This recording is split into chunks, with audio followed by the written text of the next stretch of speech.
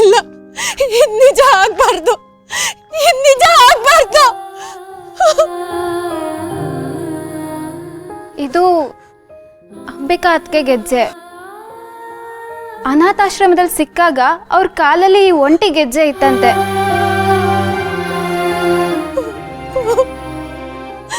ಇಲ್ಲ, ಶಾನ್ವಿ ಹೇಳಿದ್ದು ಸುಳ್ಳಾಗಿರ್ಲಿ. ಈ ಗೆಜ್ಜೆ ಅಂಬಿಕಾ ಅವ್ರದ್ದು ಆಗಿರ್ಬಾರ್ದು.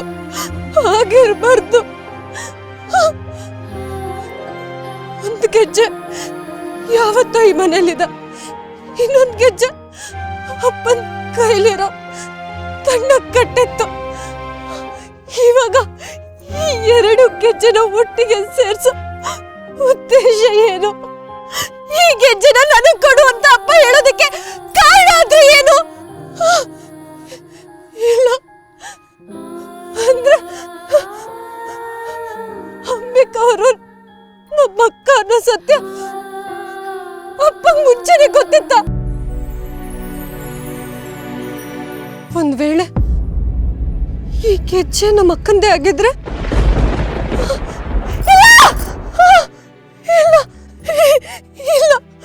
ಇಲ್ಲ, ಈ ಗೆಜ್ಜೆ ನಮ್ಮ ಅಕ್ಕಂದಲ್ಲ.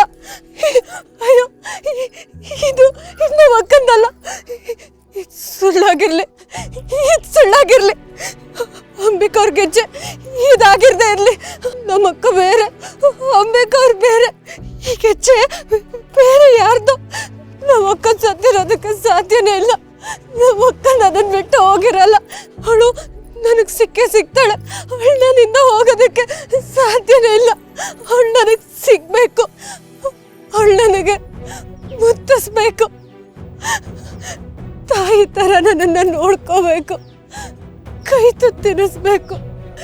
ನಾನು ಇಷ್ಟು ದಿನ ಕಷ್ಟಪಟ್ಟಿದ್ದು, ನನ್ನ ದುಃಖ, ನನ್ನ ನೋವು, ನನ್ನ ಹೋರಾಟ ಎಲ್ಲ ಅವಳ ಹತ್ರ ನಾನು ಹೇಳ್ಕೋಬೇಕು. ಅವಳು ನನಗೆ ಸಿಗ್ತಾಳೆ. ಅದೇ ಭರವಸೆಯಿಂದಾನೆ ನಾನು ಇನ್ನೂ ಬದುಕಿರೋದು. ನಮ್ಮಕ್ಕ ಸಿಗ್ತಾಳೆ. ಅಕ್ಕ ಎಲ್ಲಿದ್ಯಾ ನೀನು? ನನಗೆ ಯಾಕೆ ಇಷ್ಟೊಂದು ನೋವು ಕೊಡ್ತಾ ಇದೆಯಾ? ಗೆಜ್ಜೆ ಹೇಳ್ತಿರೋ ಸತ್ಯನ ತಡ್ಕೊಳ್ಳೋಷ್ಟು ಶಕ್ತಿ ನನಗಿಲ್ಲ ಅಕ್ಕ. ದಯವಿಟ್ಟು ಎಲ್ಲಿದ್ಯಾ ನೀನು? ಎಲ್ಲಿದ್ಯಾ?